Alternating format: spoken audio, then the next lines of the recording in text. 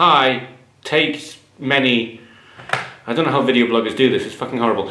Hi, my name is Ian, I live in Berlin. I am taking part in the Ctrl Game Jam, and that is why I'm making this video. This is my first developer or dev blog, vlog, log thing.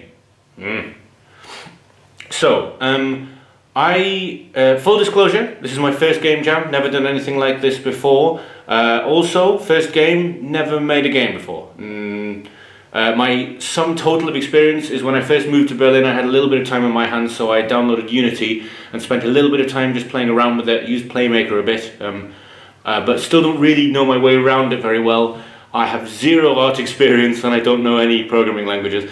So, yeah, no pressure at all. So the Ctrl Game Jam is basically a jam where you have to make a game where the controls are alternate, hence Alt Control. So most games are W, S, A and D on the keypad and the mouse, if they're like first person shooters, or you know, a lot of games, or they're a controller like an Xbox controller. These games are not meant to be like that. You're meant to make your own controls or just use something alternate and weird. I don't have a soldering iron or much expertise, and I don't have an Arduino or any of those things, but I am a musician and have been for years and have some sound equipment, so I am wanting to make a sound reactive game. And that sounds all well and good. But yeah, so my idea, for what it's worth, this is my idea. I have this memory of being young and for whatever reason going into a betting shop, Ladbrokes, and there was guys in there all with their like flat caps and cigarettes, and there'd be a little bit quiet, and then the race would start and the horses would be racing at Ascot or at Doncaster or wherever in England, and all the guys who'd bet money on the horses would be screaming and say, "Ah, come on, yeah, good mile, yeah, he's got good form, aye lads, come on, Jesus medal, you know, and all these just strange names, you know, barking Windsor trouser, and they'd shout at the horses as if that was going to make the horses go faster. And so I want to make a game where you shout at the horses and it does make the horses go faster. That's my plan. So, it's going to be simple. It's going to be 2D. The graphics are going to be very simple, but beautifully hand-drawn, hopefully, because my girlfriend has autistic talent. And I'm going to hopefully scan in some stuff and turn them into sprites. I don't know how to do that yet. I'm finding how to do that probably after I finish this video.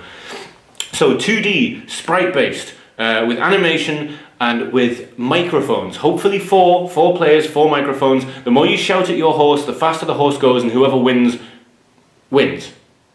Ah! Simple! I'll be back when I've done it.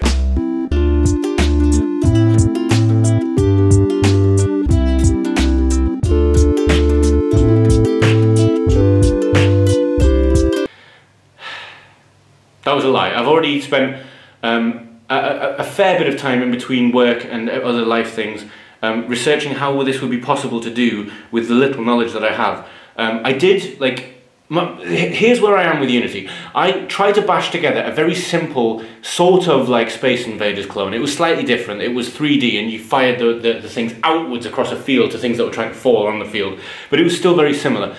And I did all of that with coding using the Unity reference and a few things to do with C#. So I have a rudimentary knowledge, but not nearly enough.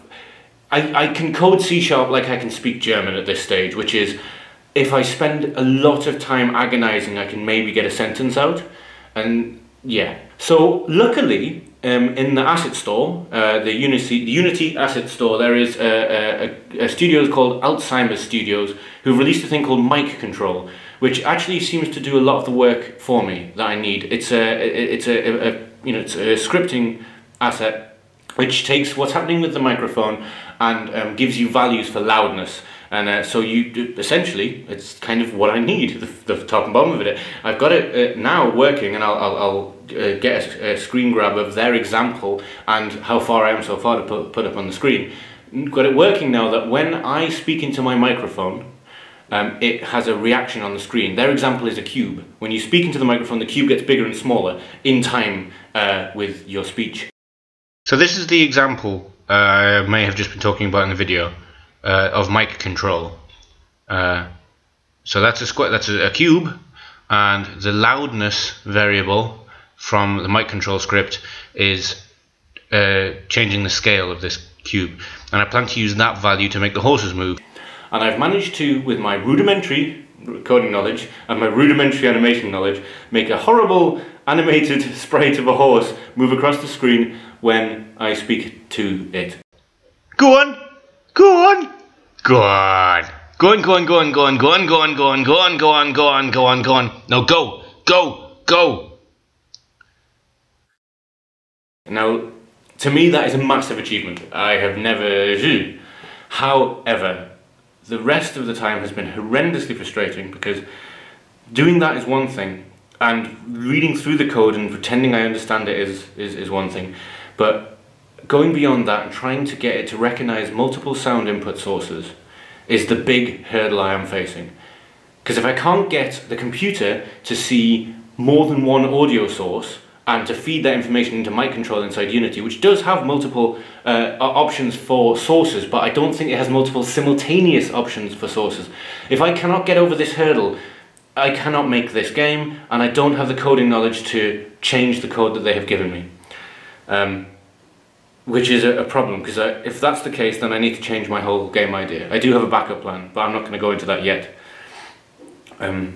So, this has been an incredibly long talky thingy from me. I apologise. So I will go away now. I've never done a video blog before, so I've rambled, but hopefully this will make it easier for me to both make the second dev blog, because I've started it and I'll feel like an idiot if I don't, and maybe make some kind of thing in the future. But yes, games, making one. Ah, great fun. Okay, bye.